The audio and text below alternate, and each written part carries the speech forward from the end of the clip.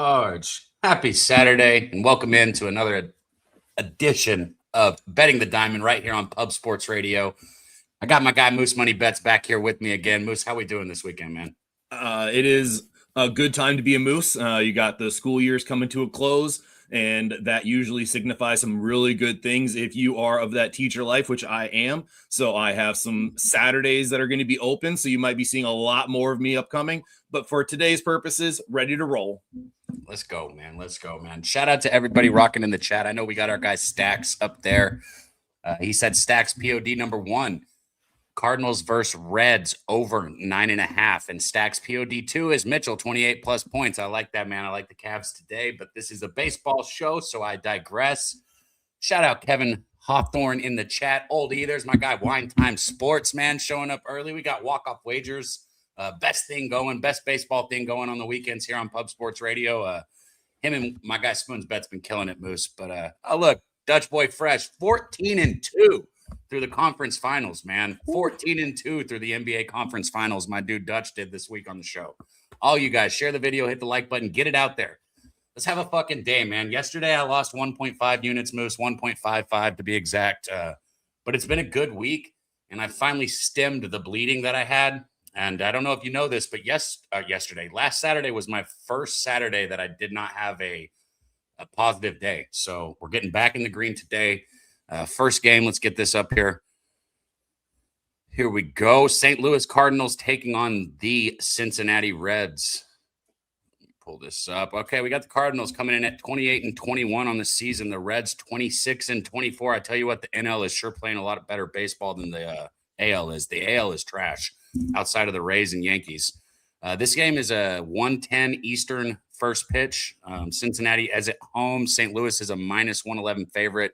Got a total sitting about 9.5. We're seeing a lot of those today. Palante on the mound for the Cardinals, 4-4 with the 4.04 ERA, 40 strikeouts, 19 walks, a 1.15 whip. Going against Chris Paddock.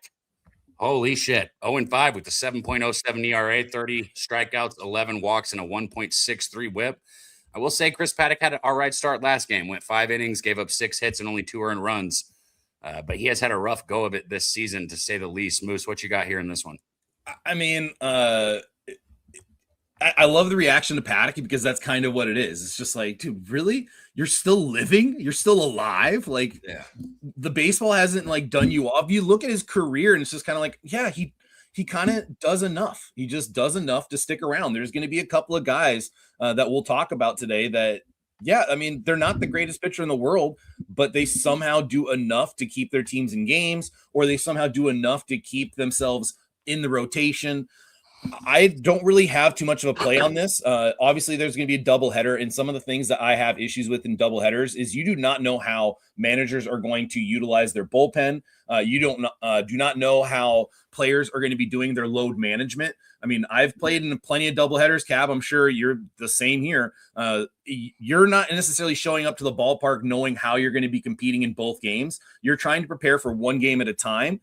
And sometimes you do have that in the back of your head, like, hey, I got a second game. I'm going to try to, take it a little easier today. We don't know those things as bettors. We're not in the clubhouse. So it's very difficult for me to bet on doubleheader games. I don't bet on doubleheader games unless I'm looking first 5 in the first game. And I don't have anything here. Maybe I would look at an over. You look at where the cash is in this game. You have about 54% of the bets are on the over, and 59% of the money is on that over. And then you look at places like Circa, where the total has gone up a little bit to the over. So if I was going to make a play here, I would be on the first 5 over, but I'm not going to touch it just because I don't really feel comfortable betting a doubleheader game on the first game where there might be a little bit of rain still expected and a potential delay. Again, any weather stuff, I've said this before, Kevin Roth on Twitter. But that's all I have for this game, a lean to the over, but I am not going to be betting it. Yeah, I'm off this game. I don't like doubleheaders either, so no need for me to keep ranting on that. But in the AL here, we got the best game on the board. The best 2 teams in the AL. Like I said at the start of the show, man, the AL looks like shit. None of these teams are playing good baseball right now. And shout out to the fucking dude, Nick Martinez. He went 6 innings and Gave up no runs again yesterday, or 1 run yesterday. I guess he's just going to keep getting away with it. He gave up fucking 10 hits, though, Moose. Like, he's not even missing barrels. He still sucks. I still stand by everything I say. And my 2 hitters that I picked yesterday to go against him went 3 for 8. That's a pretty fucking good batting average. Shout out to Bellinger. Well, I guess not against Martinez. He got one of his hits at the end, but I guess they went, 2 for 4 off of him or 2 for 5 off of him. But shout out to Bellinger for coming through with the double at the end. But this game is postponed, and we touched on weather stuff.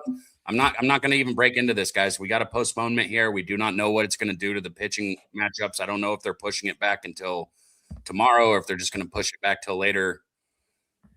Wait, is it postponed and already canceled? I don't know, but like I'm saying, it's for sure postponed, and I'm not betting a game that's getting a rain delay, guys. So we're going to keep this thing moving. We're going to move on to the Houston Astros taking on the Chicago Cubs right here. This is a 2:20 first pitch. If you're on the East Coast, 120 Central, 11:20 on the West Side. Chicago is a minus 153 favorite. Shout out to the Astros, man. They got their first win in 13 years at Wrigley Field yesterday. It's been a minute, man. These boys have been struggling. Cubs on the other side, 29-22 on the season, having a really good season. Total sitting at 7.5 in this game. You've got Kiwi Tang. Oh, that is great. I love. I was not gonna. That is now his name. Oh my goodness, that is a good name. Oh my goodness, that is a great Kiwi. All right, let's go. Let's talk about Kiwi Tang here. Let's go. Bro, I love some Tang, bro. I used to drink that shit all the time, bro. You remember the Capri Sun? Oh my goodness, yeah. Right? Bro, it's a Kiwi Tang. You gotta what the fuck, bro? Oh, Kiwi Tang. Kiwi Tang on the mound for the Astros, 2-3 with the 2.61 ERA, 30 strikeouts. God damn it. Get it together, Colton. All right. Woo. 30 strikeouts, 12 walks, a 1.01 whip. On the other side, you got Colin Ray, 4-2 with a 4.98 ERA, 40 strikeouts, 14 walks, and a 1.43 ERA. Guys, I'm going to do what I should have done yesterday. Dutch, if you're still in the chat, he asked me, oh, you don't bet team totals? Bro, disrespectful. It means you didn't pay any attention to what I've done over the last few years. Team totals have been my shit, man, and this one's for you. Astros team total over 3.5. I got to get the number on it. I'm going to put the bet in right now. But, Moose, tell me your thoughts on this game. Oh, I don't like that. So one of the things that you see splits on with Colin Ray is Colin Ray has some weird righty-lefty splits where, he's pretty good against right-handed batters. Against righties this year, he has a .91 whip. He's only given up 13 hits in essentially his 75 batters faced. The problem he's had, and this is something he's had in his entire career, is against lefties. The Astros don't feature a ton of lefties. So I actually kind of think that this is an over, or this is an under look. I can understand where you're coming with the over. You look at also the Fantasy Pros Kevin Roth website or the Ballpark Pal. Wrigley Field was one of the fields that is going to have a lower run scoring total. The environmental factors there are going to be more conducive to the pitchers. It's going to be a little bit of the colder side. And look, the Astros lineup has been very good for the last month or so. But on the road, they have a trend to the under. Their full games are to the under when they are playing on the road. So I actually think this was an under. I looked at it this morning. I was looking at it last night, and I had this as one of my plays that I had circled. But, Cab, you're probably going to enjoy this. A lot of the money that was coming in on the under has not moved that total at all. I mean, you're seeing a significant amount of bets coming in on the under. 85% of the tickets, 82% of the cash. It was minus 115 at 7.5 last night. That's where it was last night. It is still right there. The only other thing that I would throw out there for the under is you're talking about Kiwi Tang and Colin Ray. And if you have a guy named Kiwi and a little bit of Sunshine Ray out there, it might be more conducive to the over, but I thought it was a little surprising that they had the 7.5 hanging there. But Bro, that's not how you say his name, is it? Like, I don't even know. Like, is it Kiwi Tang? Is that how you say it? It's Kaiway. I'm pretty sure it's Kaiway, but I could be very wrong on that. Did you make that up too? Just to sound smart? Did you make that up? No, I'm pretty sure I watched one of their games and like it was Kaiway, but I could be very, very wrong on that. Or high, like let's just go with Kiwi. I think that's the appropriate name here. Or we could just call him Capri Sun, whatever floats your boat. But I think Kiwi Tang is in a very, very spectacular nickname for him. So I would like to continue with Kiwi Tang if that's amenable to you. But Kiwi Tang and Colin Ray here at a 7.5 sounds a little weird. I would imagine it'd be 8.5. So the fact that it's 7.5 also lead me to the under. I'm not going to be playing this. I scratched it off, but I was looking under. I got you. SF9 San Francisco 49er, I guess is what you're going for, man. We appreciate you in the chat. He said he sees pub, he stops and hit the like. Our guy Gorky dropping a $2 dono. I am against you, Moose. I took the team total over 3.5 plus 109. Yeah. The top lean on the board for me yesterday was the Astros team total, and I stayed off. I think a 3.5 is the wrong number. I understand how bad the Astros have been this year. I understand how much struggles they've had. I understand that they're injured. Altuve's out of the lineup. They've got this, that, and the other going wrong, but they're still hitting the baseball. Maybe not on the road as much, like you said, but they're still hitting the baseball. You're telling me a 3.5 with Colin Ray on the mound? Come on, bro. They can get me 4. They can get 4 and still the game could still go under for you. It did yesterday. The Astros got 4 yesterday, and there was only 6 runs scored in the entire game. So we could see the exact same type of game. Dutch said losing to OKC just hurts more than any other loss. Well, Dutch, when you only have one team that you lost to in the entire Eastern Conference Finals, it's going to hurt the worst because it's the only team that you lost to. So, yeah. So keep up the good work, my dude. We appreciate it. And let's move this one on. Astros team total for me, under for Moose. Here we go. Pittsburgh Pirates taking on the Toronto Blue Jays here. Pittsburgh 26-25. I mean, even Pittsburgh's finding a way to be over 500. Like I keep saying, that NL has just been dominant. Toronto 24-27 on the other side. Pitt is a minus 155 favorite, and the total sitting at 7.5. You don't even have to look to know that means Paul Skeens on the mound if Pittsburgh's a minus 155 favorite. And that's the case. Paul Skeens is going for them 6-3 on the season, 2.62 ERA. You got 63 strikeouts, 8 walks, and a .71 whip. On the other side, Patrick Corbin. Man, I remember breaking him down just the other day. We said, Patrick Corbin Day, is it back? I don't know if Patrick Corbin Day's back. He kind of X'd that out last year, but 1-1 with the 4.23 ERA, 25 strikeouts, 13 walks, and a 1.49 whip. I do think that you could just take the first 5 with Pitt here. I know that's a very easy bet to make. It seems very square. It's simple, but you got the better pitcher on the mound, and I think you got the better lineup also right now. So you could take Pitt first 5 on the run line. I have not done that yet. Moose, what you got? I like the under here, and big reason is you obviously have to look at Corbin because he's kind of the X factor. You somewhat know what you're getting from Skeens, but I say that with the understanding that surprisingly, most of his starts early on in the season, the totals have gone to the over. I mean, it was like 4-1 to the over to start the season. Now the last 3 have all gone to the under, but it's about Corbin and facing basically any major league hitting team. How's he going to do? He's one of those guys that, again, just seems to stick around, does enough to stay in the rotation, might not be flashy. He consistently goes about 4 or 5 innings and gives up about 3 runs, like 2 to 4 runs, right in that range. And if you're talking about that with Skeens, who's coming back from a performance where, he's going to probably want to forget what happened in his last start. And usually a guy that is motivated as he is as structured as he is as process oriented as he is. Those are the guys that when they come back the next start, it's going to be right back to the norm. You're not going to see those high fluctuations because they have such a strict process that they're following. Skeens is absolutely that guy, and he's one of the best pitchers in baseball. So I like the under here. You're also dealing with a Pittsburgh lineup that against left-handed pitchers on the road is one of the worst hitting teams against left-handed pitching on the road. In their last nearly 200 at-bats against left-handed pitchers on the road, they have a 535 OPS and a batting average of 186. I will take my chances here with the under. So give me the under 7.5.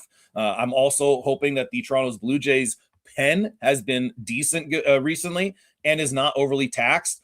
Skeens pitches deep enough into the pen that I don't have to worry about Pittsburgh all that much. Man, I wanted to see what Vlad's average was against Patrick Corbin, but it's looking like he's Nah, he's only had 7 at bats. He's hitting 286 against him. Has 1 double in those 7 at bats, but can't do it, man. I'm done with people like Vlad right now when he doesn't have protection. Because he's just going to get fucking walked. You need 2 bases. And if you don't get a double, if you don't get an extra base hit, that means you need 2 hits. And if you're going to get walked even once, I don't want to have to get 2 hits. That's just too much. So Vlad's killing me with those walks. That's why I'm thinking about that with him. So let's go here, man. Shout out to everybody in the chat, man. Nasty Nate, thank you for letting me know to put the comment down. And yes, I might be a little blitzed, but that shit was funny. Kiwi also, if you're and it's also like taking Vlad against a guy like Skeens, because he's not going to be facing his own pitcher. It's not something you should shy away from. I mean, if a hitter. Oh wait, did I just look up Patrick Corbin? See, I am tripping. Thank you for that. You could have been a little ruder. You could have been like, "What are you talking about, you fucking idiot?" I was trying to play it off as like, hey, we have a good point here. We have a good point to make. Don't shy away from going against superstars. Because Patrick Corbin notoriously has been in the AL, so I'm just tripping here, and now he's back. I got you. Yeah, I mean, I was trying to kind of get us back there, but let's keep it going. Chicago White Sox, another team that I guess you could say, I don't want to say like the Pirates, but that'd kind of be like the Pirates. I hate to say it since they got the same fucking record, but 26-24, another team that you don't expect much out of that's playing good baseball this year. Taking on the Giants here at 20-31. Chicago's a -122 favorite. Total sitting at 8.5. This is going to be a 4:05 first pitch here. You got Brian Hudson on the mound for the White Sox. 2-1 on the season, a 1.57 ERA, 23 strikeouts, 10 walks, and a 1.35 WHIP. Adrian Hauser going for the Giants here. 2-4 on the season, 5.24 ERA, 26 strikeouts, 19 walks, and a 1.48 WHIP. I would probably just go team total under for the Giants on this game. I hate to be so simple, but these guys can't fucking hit the baseball. What do you got in this game, Moose? It's going to be Fetty. I mean, it's going to be crap. Who was it you just said opening for the White Sox? Hudson. It's Hudson's going to be the opener, and then it's going to be Fetty. For what I see, I mean, I can't really get any kind of read. Doesn't look like any website out there has been able to figure out exactly what's going on. But Fetty was scratched, or at least they are switching to an opener with Hudson today. So the expectation, at least on my end, is that Fetty is going to be coming in after the opener. Hauser's been somewhat better recently, but both of these guys are so up and down.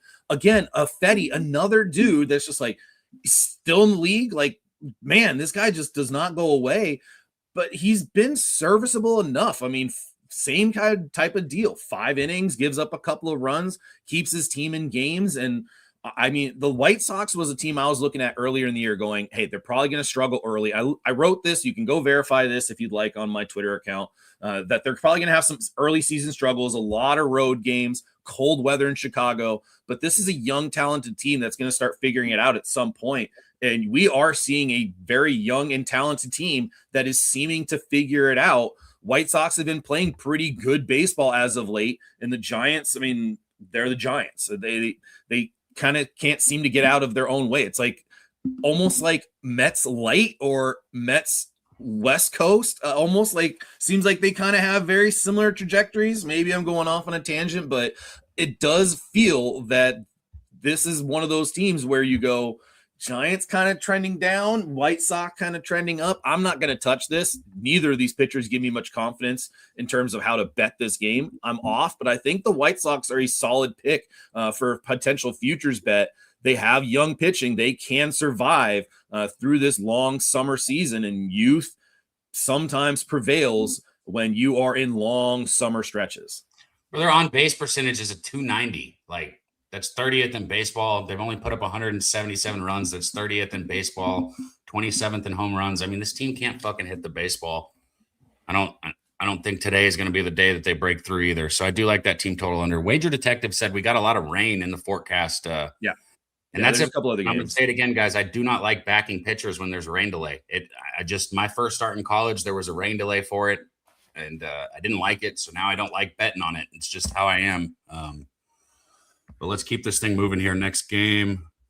You can pass this one up. You can pass. This is also a rain game. It was 100% last night, and today it has an 89% chance with a very likely postponement. So I think we should just roll right on through. Likely postponement. Gotcha. I will say this, though, guys. I might find a way to back Bryce Harper here, even if there is a postponement, but I can't give you guys that because I got to follow, see if there is a postponement. Then I got to see who's starting. Like I said, I don't like backing a pitcher in a postponement because it messes with them more than it does the hitters. I might be on Bryce Harper here. Got to check numbers. I will let you guys know and I will post it. Detroit Tigers. Same thing here. That much rain, though? Like, are we really going to postpone? It is a 92% precipitation chance, and it looks like there might be a window to play. So a very likely delay on this one. So let's go ahead and talk about it. But a very likely delay, and there's a 92% chance of precipitation according to Kevin Roth on Fantasy Pros. Okay, so I'll keep echoing what I'm saying for those of you that are looking for information here. If you're backing hitters, if you're backing totals, maybe you're all right. Be careful backing pitchers here. Framber Valdez, speaking of backing pitchers, has notoriously been one of my favorite lefties in all of baseball going for the Tigers, but this season he has struggled. Not only has he struggled, Moose and I talked about it. He was getting blasted last game and then or a couple games back, and then he decided to hit somebody just because he was giving up home runs. Bush League shit right there, if I'm being honest. But 2-3 on the season, a 4.58 ERA, 45 strikeouts, 21 walks, a 1.4 whip. Not good. Braden Young on the other side going for the Orioles, 3-1 on the season, a 4.25 ERA, 22 strikeouts, 14 walks, a 1.48 whip. So very similar numbers. These guys almost echo each other across, whether you're talking about walks, strikeouts. I guess strikeouts are a little higher for Framer, but numbers very similar for these two starters, and you're getting a total sitting at 7.5. Does that tell me that I think Framer's going to get right here? Yeah, it does. But what do I keep saying? I'm not backing pitchers if there's a chance of rain. I would go under this 7.5 number here, even with these two pitchers sitting at about a 5 ERA. I'm telling you right now, anybody who's just Joe Smo that's capping this game, they're going to pull this shit up and they're going to say, wait, these two guys got over a 4 ERA and the total's at 7.5. Over. I get it, but I think these guys get right here. I think Valdez has a big game. I like the idea of taking the Tigers on the money line with Valdez, honestly, at -101. That's another bet that I like here. Might get there, got to follow the rain. Moose, give me thoughts. Yeah, it's going to be an opportunity for me to kind of just shit on Framber here. I thought when he was signed that the addition of Justin Verlander would also kind of help just his mental state, because you remember they were together on the Astros and we didn't see any of this stuff from Framber. He was a younger guy. We would have thought that I'm pretty sure, I'm like 80% sure that they do have a year overlap of when Framber came into the league and Verlander was still on the Astros. Correct me if I'm wrong. And now we're seeing a Framber Valdez that is continuing to just get in front of get in his own way. He just can't get out in front of himself. He's got to start understanding that he is going to alienate himself to the point that his defense, like his guys, his boys behind him, aren't even going to want to support him. I have not been on a team. I have not been in a situation. This is not something I can personally talk about in terms of how I experience something, but I have coached teams where you have seen that player that the world revolves around them, and it is a arduous task. Valdez. Yeah, what's that?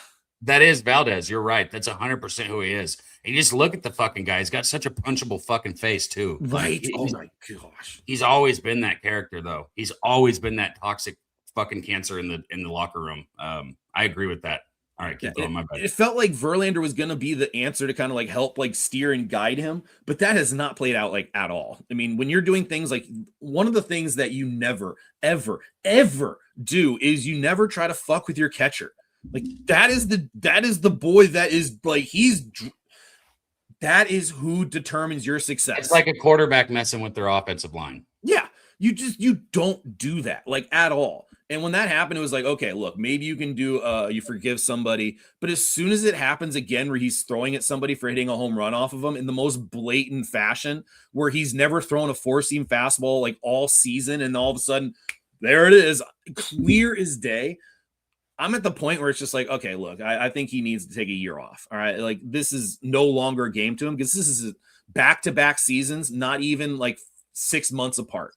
So there needs to be a reset here. This cannot be a part of any organization. So if I'm the Tigers and we have a Skubal injury, we have Framber just kind of going into his own mental head case, I am concerned, and maybe with the young team that looks like it's promising future, you have to rethink where you are trying to go as an organization if Valdez is in that clubhouse. Man, I got to say, first off, Wager Detective, man, thank you so much for blessing our action here. And if you guys don't follow Wager Detective on X, man, why is it not bringing it up? There we go. Make sure and go follow our guy, Wager Detective, on X right here. He said Reds moneyline lean. Let us know if you get there. I'm sure if you follow him on X, he will let you guys know if he makes that bet. But thank you for the dono, Wager Detective. It means the world, man. And then also I see in the chat, Moose, we got, where is it? KV, keep it real. He said it's going to be raining heavy today in Baltimore. So it sounds like keep it real's in Baltimore. And then we got my dude, Chill Will. Shout out to Chill Will, man. Yeah. That's my guy right there. He said, I'm in Annapolis and it's raining right now. Forecast has rain here all day. It's so cool, man, to see all the different cappers that we have in this chat coming together and letting us know, like, hey, here's what's going on where I'm at today. We got almost like inside information there from each person. It's good to know what the weather's like because the forecast doesn't always tell it correctly. So having boots on the ground is important. Thank you, guys. And there's my dude 2 cents, man. We got the MMA, Pub Sports MMA. They are over on their own channel right now. So if you want to watch the UFC live and make some money with those guys today, go to Pub Sports MMA, hit the subscribe button and tune in. I'll definitely be over there watching them. But let's keep this thing rolling, Moose. Shout out to the 70 plus people that are rocking with us on YouTube right now. Let's see if we can get it up over 100. Minnesota Twins taking on the Boston Red Sox. Shout out to my guy, Jose, man, getting that gig with that Red Sox podcast. Have not got a chance to tune in very much yet, but I definitely will be over there. Some supporting our guy. Here we go. Twins, 24 and 27. Taking on the Red Sox, 22 and 28. Taj Bradley going for the Twins here. Man, it just seems like he just finds a way to get the outs. Yeah, he's kind of like Nick Martinez, never somebody that I've really liked, but he does find a way. 4-1 on the season, a 2.87 ERA, 52 strikeouts, 17 walks, and a 1.19 whip. Moran on the other side going for Boston, 0-1 on the season with a 2.81 ERA, 29 strikeouts, 14 walks, and a 1.13 whip. This is a bullpen day for the Red Sox. The most this guy has gone is 2 2/3 innings, so I don't think that you're going to get more than 3 innings out of him. 3 innings is a bit of a stretch. Basically a pick 'em. It looks like Boston's a little bit of a favorite at -118. Total sitting at 8. Moose, any action on this one? It is Brian Bayo. He is going to be your main guy. There's going to be pitching after Moran. And when you looked at Bayo's last 2 opportunities as a bulk guy, were his best starts of the year. He had a opener against the Tigers on May 5th, and he went 7 innings, 4 hits, 1 run, 7 strikeouts. And then he did it again against the Phillies. And he went 6 1/3, 4 hits, 1 run, 5 strikeouts. And then they're like, you know what? Let's not do this again. This is working too well. We should not be doing this for this guy. This clearly is working for him. We need to make sure that he is put in a position where he should not be succeeding. So let's not do this opener again. So they throw him against the Braves without an opener, and he goes 5 innings, gives up 8 hits, 7 runs, and 2 bombs with only 1 strikeout. So this is them kind of realizing, like, you know what? Maybe we shouldn't have him face the top of the lineup to start the game, which I do. I mean, I know there's a lot of like old heads out there that are like, the opener is just such like, if you can't handle the top of the lineup, you shouldn't be pitching. And like, dude, some of these guys, it takes them a little bit to get into a rhythm. And if you get them through the lower part of the order and you get them in rhythm, by the time they get back to the top, they've got their release point down, their rhythm, their tempo, all those things are starting to align. And now you're going to have a much more effective pitcher facing the top of the lineup and have a higher success rate. I like the opener here for Bayo. Looking at the first 5 under, that's something I'm really looking at. I'm trying to kind of see how the money is coming in. I haven't made a play off of it because I don't have any percentages on the bet from Wager Talk, but the first 5 is what I'm looking at. Boston has not done well against right-handed pitching recently. Taj Bradley has pitched well against the Red Sox. I think that this opener to Bayo combination is a solid look, especially when you see the Red Sox favored when they probably really shouldn't be, when you have a guy that has a high ERA on the mound. I think the Red Sox are expected to play well, which tells me that Bayo's going to pitch well. I like the first 5 under. I have not played it yet. I will very likely be on it as long as I see the percentage of the money. My guy Steve in the chat said that it's his birthday. Happy birthday, Steve. Happy man. birthday. I think we're like the same age, my dude. So happy birthday to you. And I hate that Moose is on the other side, but I would say right now for me, Astros team total over 3.5. That's probably my favorite. I didn't play it though, Cab. I haven't played it. I mean, I crossed the money, how it was coming in. I was like, that looks more like it's over market. So I didn't play it, but I wanted to have the under there. I didn't play it. So if anything, I'm rooting for your bet. That's the only thing I have interest in, is that you win your bet. What? Shout out to our guy Kelly in the chat, man. Good to see you, Kelly. It's been a minute, dude. I don't know what you're talking about being old and having somebody cut your steak, but I'm good with that. I'm good with being lazy. I like it when she gets on top. I don't mind if somebody else cuts my steak. I'll be good in a nursing home, bro. I'll be real good at it. Hell yeah. Shout out to our guy Kelly, man. And shout out to everybody in the chat. Hit the like button, share the video, man. Run it up. Let's get up over 100. We got a few more games here, and we will recap our best bets. Guys, I have like 3 bets on the day. And I might have more. I might get to a few more. But if that's what I finish with 3 bets, that's fine. We're going 3-0. So here we go. New York Mets taking on the Miami Marlins. 22-29 on the season are the Mets. 23-29 on the season are the Marlins. This is a 4:10 Eastern first pitch, 3:10 on the Central. Obvious. Why do I struggle with it every time? 110 on the West Coast. Mets are a -115 favorite, so we're looking at about a pick 'em with a 7.5 total. Freddie Peralta still going on the mound for the Mets, 3-3 with a 3.31 ERA, 54 strikeouts, 25 walks, and a 1.25 WHIP. Max Meir on the side for the Marlins has been dominant this year, 4-0 on the season with a 2.85 ERA, 60 strikeouts, 19 walks, and a 1.12 WHIP, coming off a fucking outstanding outing against the Atlanta Braves. 6 innings, only gave up 3 hits, no runs. But that's not the only time he's done it this year. He had that same thing against the Phillies, went 7 innings, gave up no runs. Against San Francisco, 5 innings, gave up no runs. I mean, like I said, this guy's been electric. However, there are 162 games in a baseball season, Moose, and I know you know this. It's hard to get amped up for a game. You go play in Yankee Stadium. You go play at the Red Sox Stadium. You go play maybe in your Padres home field. That one gets pretty lit up. There are a few situations you go play against Paul Skeens. Maybe as a hitter, you get up for that. There are a few things that happen in those 162 games that can get you up. As a pitcher, like Max here, going against the Braves, I would have been amped up for that start. Went against the Braves, gave up no runs. So what I'm getting at is they're going to be a little bit of a letdown here against the Mets. The Mets are by far not my favorite team to run out there and bet. I'm not saying that. I don't ever bet the Mets. But I do think that there is a bit of a zigzag theory here. I think the line is a little bit telling. I lean towards the Mets here. Moose, take it away. All right. Let's make it official. Mets money line. What I really like, and you were literally exactly where I was going to go. Meyer has had some really big starts. Dude is a dog, and I really like him. He's got great stuff. He's going to be a hell of a pitcher.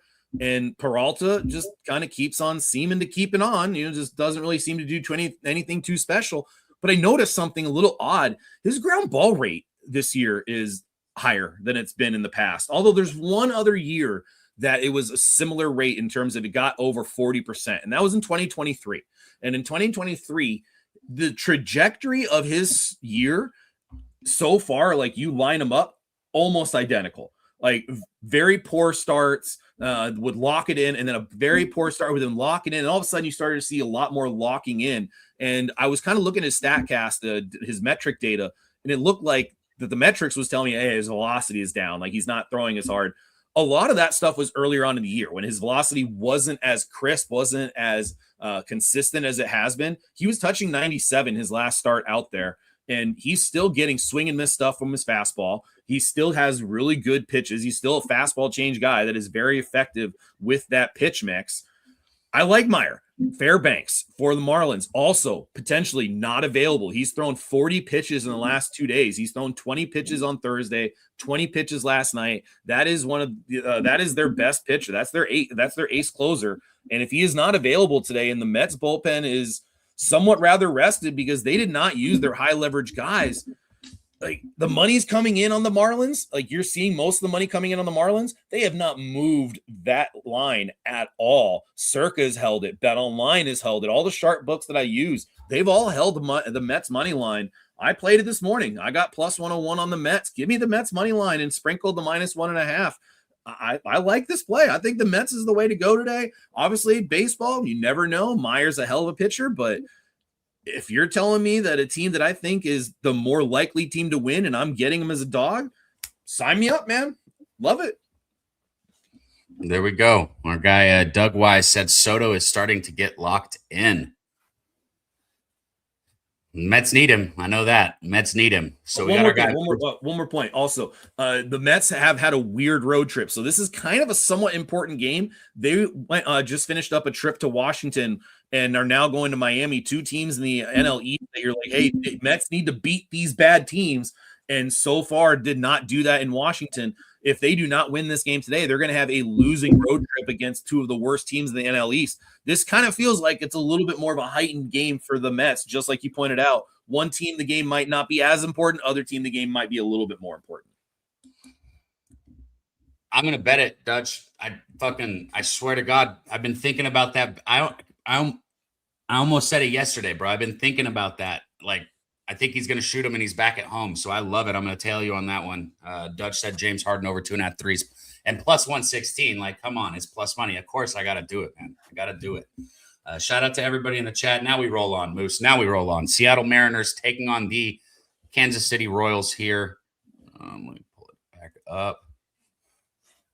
Mariners 25-27 on the season. Royals 20-31. Like I keep saying, the AL is in shambles, man. So many of these teams just look like shit. Seattle is a -135 favorite. Total sitting at 8.5. It's going to be a 3:10 Eastern first pitch here. George Kirby on the mound for the Mariners, 5-3 on the season, a 3.45 ERA, 52 strikeouts, 16 walks, and a 1.18 WHIP. He's coming off a blow-up start against San Diego where he gave up 6 hits, 6 runs. He had one start against the Yankees where he gave up 4 runs, but outside of that, Kirby had gone 6 innings or more in all but 5 innings or more. 5 innings or more in pretty much all of his starts and only giving up 1 or 2 runs. Like these are anomalies at the 6 runs and the 4 runs. He's been outstanding this year. I think 3.45 is not indicative of how good he's pitched as his ERA.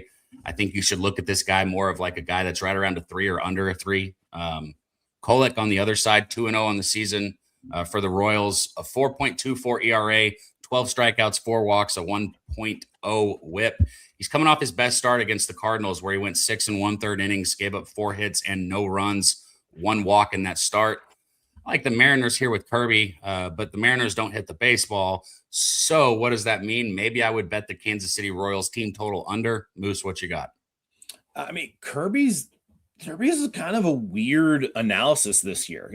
I was looking at his stuff last night. I was like, man, I want to figure out how to bet the Mariners first 5. That was the way I was looking at it. But I don't know if I'm at the point where I feel like I want to trust Kirby. And it's weird because he does not have a good winning record in the first 5. So the Mariners are not a first 5 team when Kirby's on the mound. And it's a weird anomaly that a guy that is generally going to be a swing and miss, weak contact pitcher does have his standard weak contact in terms of barrel percentage, but the hard hit rate is much higher than it usually has been. And you looked at the last game against the Padres, he was missing middle. I mean, he was missing right over the middle of the plate. And I was going back on a lot of his starts. He's missing middle quite a bit. And he's known as a guy that does not walk anybody. Like he does not get to 3-ball counts. Something's telling me that he's not feeling his normal self because he's not pitching as effectively to the corners as he has in the past. And if you are missing in the strike zone, bad things are going to happen no matter how good your stuff is. And he is missing in the strike zone. His stuff is good enough that on certain days, it's not going to be a problem. But if he's facing a lineup that just starts hitting his misses, like it's a bad thing. And the Royals haven't been great, but they've been a little bit better recently. Kolek, I don't really know what we're going to get in his third start. He's a decent pitcher. He's going to keep teams in games, and the Royals are a decent enough baseball team that you go, all right, maybe it's priced that way for a reason. Bobby Witt has also hit Kirby pretty well, so I stayed off. Only way I could do was the Mariners first 5, but no, I'm not on it, and I don't really have any interest in looking at that way anymore. So I'm off of this game.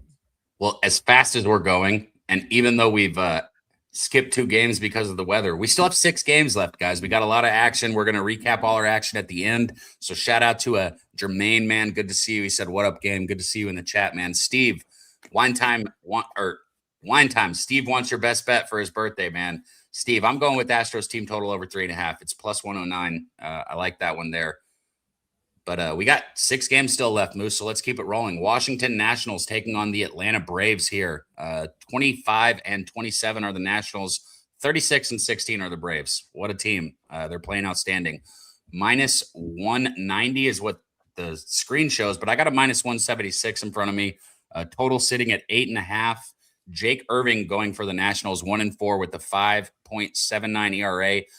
51 strikeouts, 21 walks, a 1.48 whip. On the other side, you got Grant Holmes, 3-1 with a 3.8 ERA, 38 strikeouts, 22 walks, a 1.27 whip. I would like to see the strikeout to walk ratio a little better.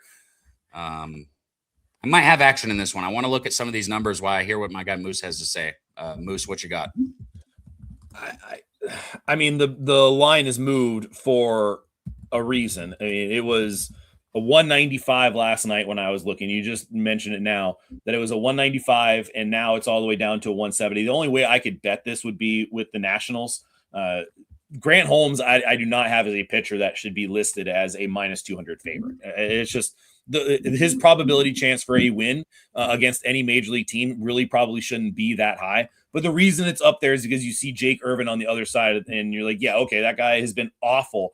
He hasn't been terrible against the Braves. He's got like a 4-something ERA career against the Braves, but it's still not a good situation. Like if I'm betting the Nationals, I don't feel good. Like I might not even want to watch the game. I might want to just check the box score. But the plus 1.5 might be a little intriguing.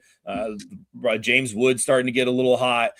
I can't get there on this game. I would maybe lean towards an under. I think this might be a sneaky under that you could potentially get. And you look at some of the numbers that are coming in here as I kind of scroll up to find, there it is. You have 80% of the tickets coming in on the Braves, 67% of the money, and the line has gone down to Washington.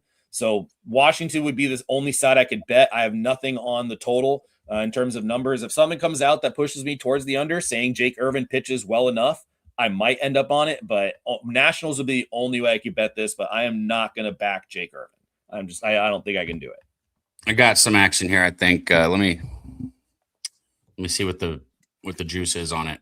Fuck. Okay, I either want to take Acuna or Michael Harris. I'll know by the end of the show. I pulled up the numbers. So Acuna has 6 at-bats against Irving. He's got 3 hits. One of those hits is a triple. I'm not going to go through all of them, but one of the people I was looking at was Matt Olson, but he's got 18 at-bats, only 4 hits. So, 222 average, not going to go there. But Michael Harris, man, 20 at-bats. He's got 7 hits, so he's hitting 350 off him. And Michael Harris has just been on a tear for the Braves. I mean, he's somebody who you saw last year sitting in that 9 hole, and he's in the 3 hole right now.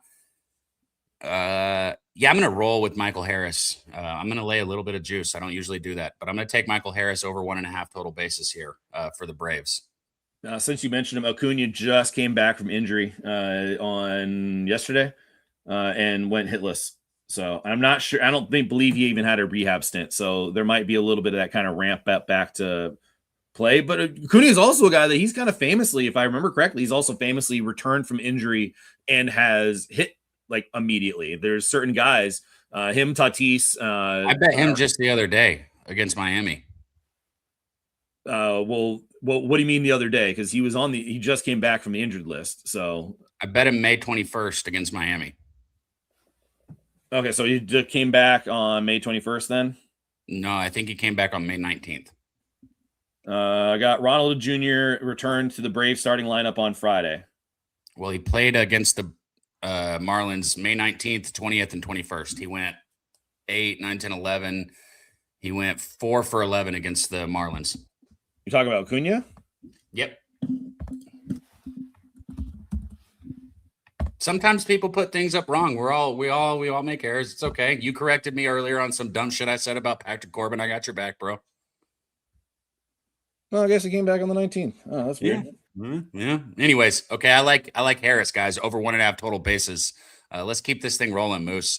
Los Angeles Dodgers taking on the Milwaukee Brewers. Boy, I didn't see the end of it, but when I saw the score, the Brewers were sure smacking the Dodgers early yesterday. Dodgers 31-20 on the season. The Brewers 30-18. Dodgers are looking like a -125 favorite here. Total sitting at 9.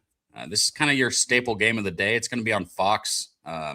7:15 first pitch on the east side, 6:15 Central, 4:15 on the West Coast. You got Roki Sasaki on the mound for the Dodgers, 2-3 with a 5.09 ERA, 39 strikeouts, 16 walks, and a 1.45 WHIP.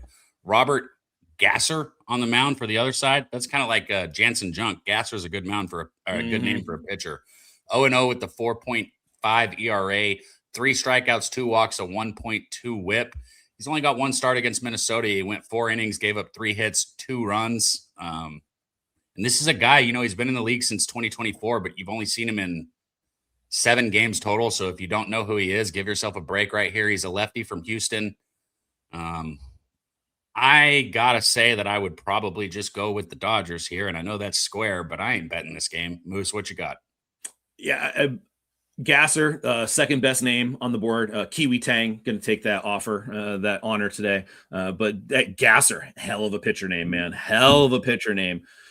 Hasn't pitched that much, as you alluded to, or as you straight up just said, not even alluded to, just straight up said it. And I can't get past the fact that if you're going to look at Sasaki, you have to understand that he's still a project. He's still developing. They added a splitter. I believe it was like the end of April, like the 29th or something of April, that they tried to implement a splitter, and it's done well for him. And you're seeing him get better, and everything that's coming out of like the Dodgers clubhouse locker room. Oh man, you're starting to see it's coming together. You're starting to see some things happen. Part of development is that it's an up and down road. And yeah, things are starting to look up a little bit for Sasaki, but he's also a pitcher that has struggled with command. He just had his first outing as a major leaguer. We didn't walk anybody. That is not going to all of a sudden be a foreshadow of this guy no longer walks anyone. No, he's going to walk at people again. I can't trust anything here. Gasser being a lefty does help mitigate a lot of the left-handed bats in terms of Ohtani and Freeman. I'm not on this game. I would lean potentially to a first 5 under, full game under. Not going to touch it because I don't really 100% trust Sasaki, and I don't really know what we're going to get from Gasser, who's pitched well in the minors and has had his cup of coffee. But, sometimes that up and down schedule for a minor leaguer going between leagues can be arduous, can be difficult. And I kind of don't really have that much faith in Milwaukee here. I'll take a quick look at the bets since we're kind of looking at it here. 57% of the tickets, 56% of the cash is on the Dodgers, and the line has not moved all that much. Maybe reverse line movement till Milwaukee, so maybe some belief that Gasser pitches well. Not touching it. Don't really have much of a lean or a read on this. I can make a case for both teams, a legit case for both teams here.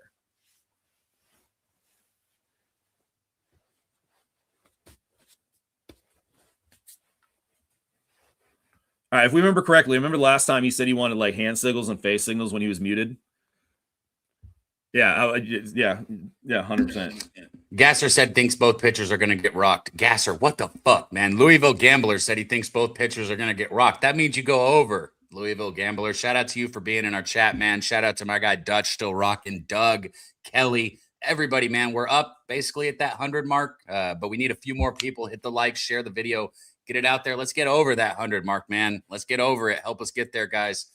This next one, the Cardinals, the Reds. Should I just go ahead and go past it because we talked about the weather situation and it's a doubleheader as well? It clears up. They're going to be able to play it, but yeah, it's the second game of doubleheader. We don't know what's happening. We don't even know the lineups. There you go. And we got a team that you do know very intimately here in the San Diego Padres, taking on the Athletics, 26-25. Padres sitting at 30-20 on the season. A's are a minus 110 favorite here. So it's a pick 'em because both sides are at minus 110. I'm showing like a minus 115 at some places for the A's. So maybe a little bit of juice towards the A's, but pretty much a pick 'em. Total is at an 8 here on this game. You've got JT Ginn on the mound for the A's, 2-2 with a 2.98 ERA, 44 strikeouts, 17 walks, and a 1.07 whip. Luis Gelato. Good God, he still plays baseball? Holy shit, man. He's been in the league for at least 10 years. I know that. 1-0 on the season, a 5.4 ERA, 3 strikeouts, 3 walks, and a .8 whip. He's only had one start where he went 5 innings, only gave up 1 hit, but 3 runs in that. And they were all earned. How the fuck you only give up 1 hit and 3 earned runs? What an awful start. Must have walked 2 people and given up a bomb. Don't walk people. And if you got kids out there that are pitchers, that's pitch 1, strike 1. You want to hear a crazy stat, and I'll be really quick with it, Moose? In the major leagues this year, if you get ahead 0-1, hitters are hitting like 166, I think. I got to double check it. But if you're behind 1-0, they're hitting 360. Or it was 180 and 360. That's wild, bro. That's wild. First pitch strike matters, man. Get ahead, stay ahead. Don't be like Luis Gelato and give up 1 hit and 3 earned runs. Anyways, what you got on this game? License plate. I have a custom license plate. Well, at least, when I was younger, that was more like a terrible birthday present I got. Was like, here you go. Here's a custom license plate. Enjoy, which is like fantastic. And it says strike 1. That is my license plate. Live by it. Strike 1, most important pitch in baseball. Giolito, he was fantastic for 5 innings. And then he went back out and he walked the first 3 batters of an inning, and the bullpen let all 3 batters in. So, there's all of your runs right there.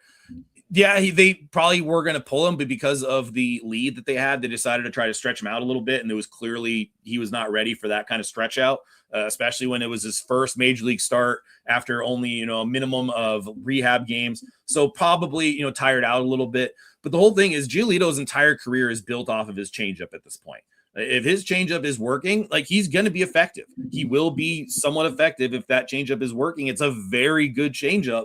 But if it's not effective, if he's not dotting up his pitches off of it, he's going to have to, mix and match to be able to get his way through an outing.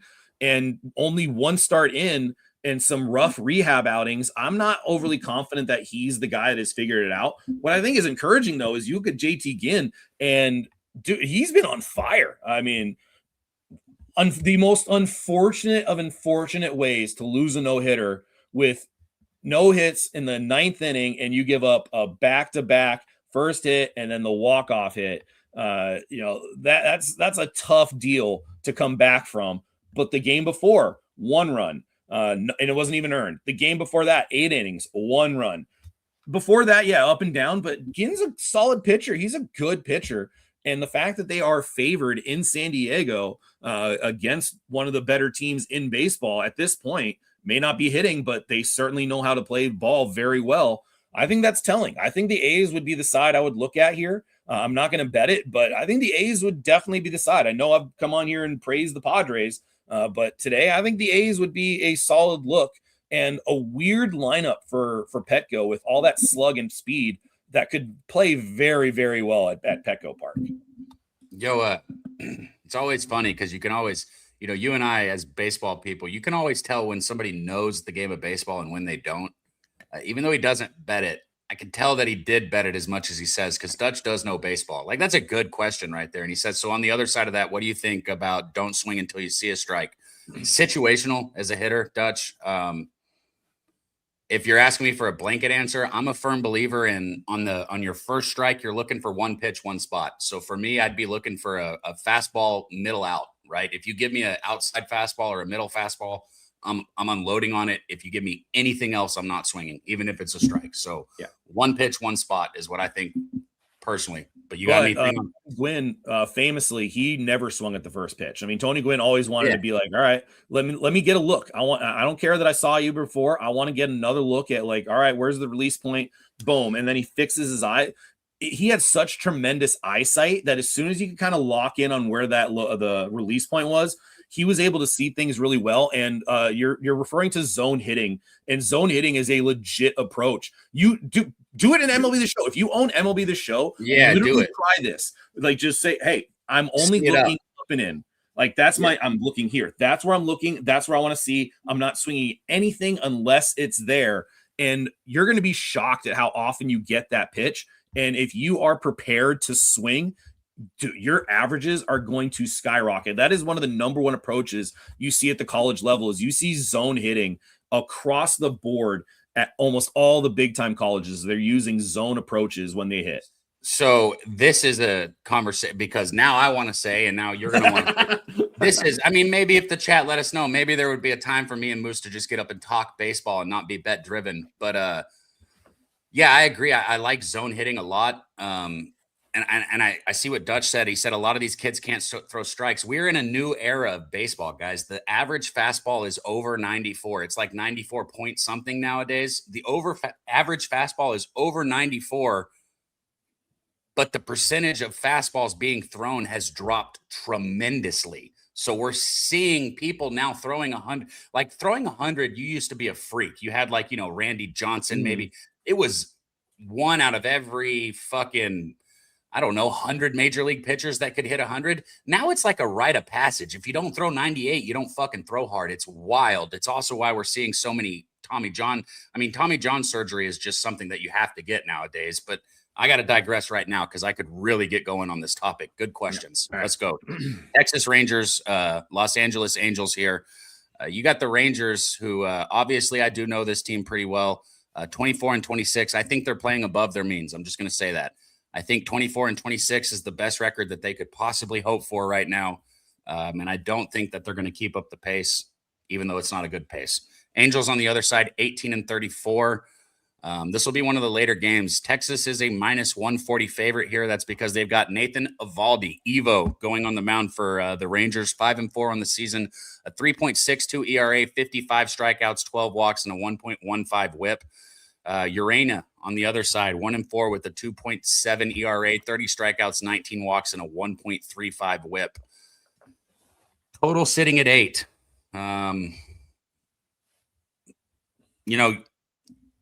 Urena is one of those guys that he might shut this Rangers lineup down. These guys, the Rangers can't hit, man. It's been nice to see a few people like Jake Berger, and obviously Josh Young's been hitting. A few of these people have been coming through, but as a whole, this team fucking sucks.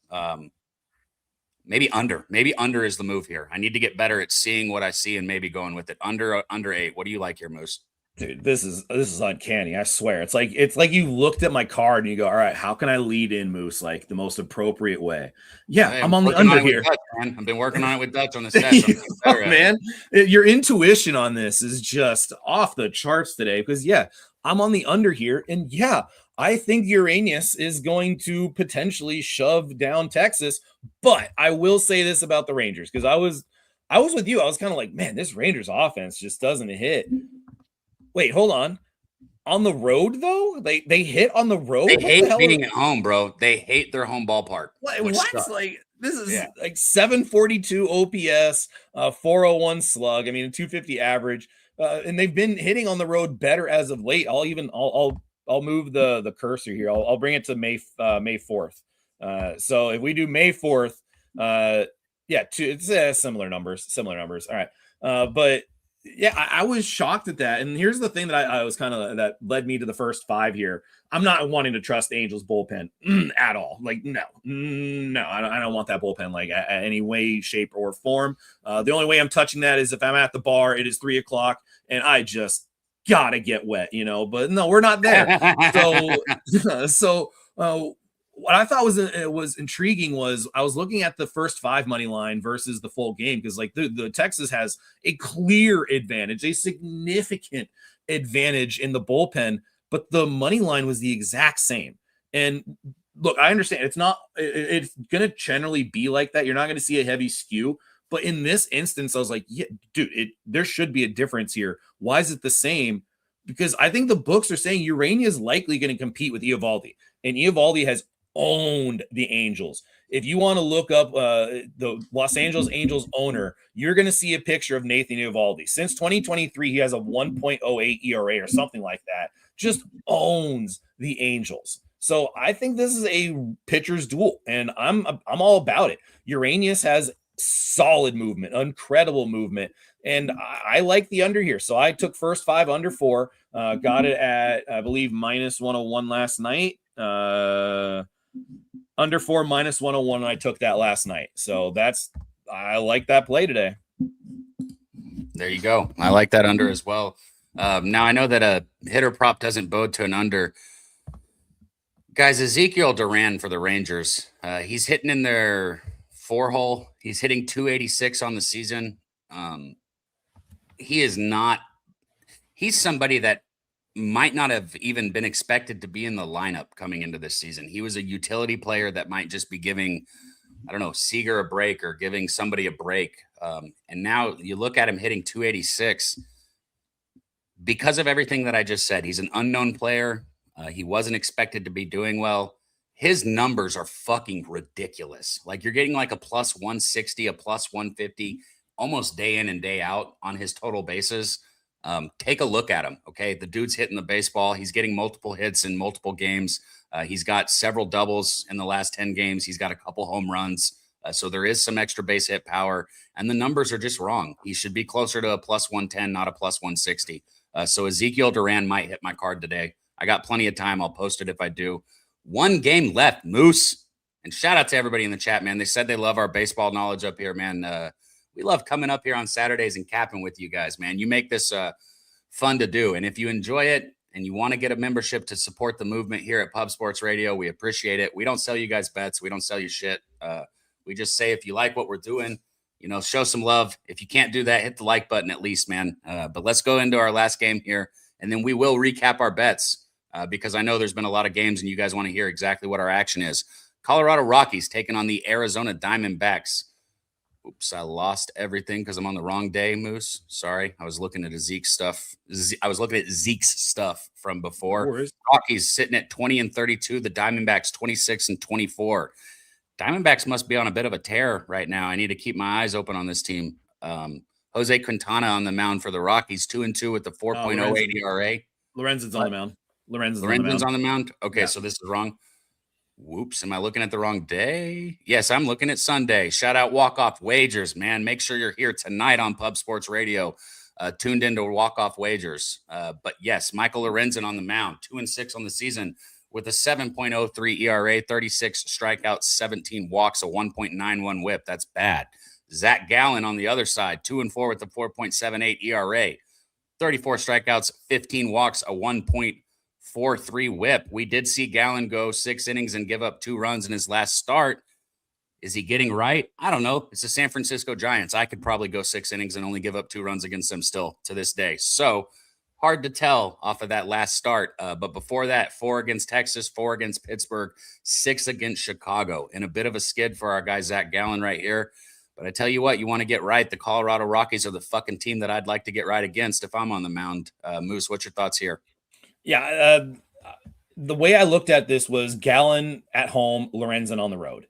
Gallen at home has been very good. He's been good at home this year. He's been good at home in his career. Lorenzen has been a much better pitcher away from Coors. His ERA is like almost a run and a half lower when he's outside of Coors, which I know, shocking. Don't touch the stove when it's on. The common knowledge type stuff like that is what I'm here for. And I couldn't really help but think that this might be a sneaky under.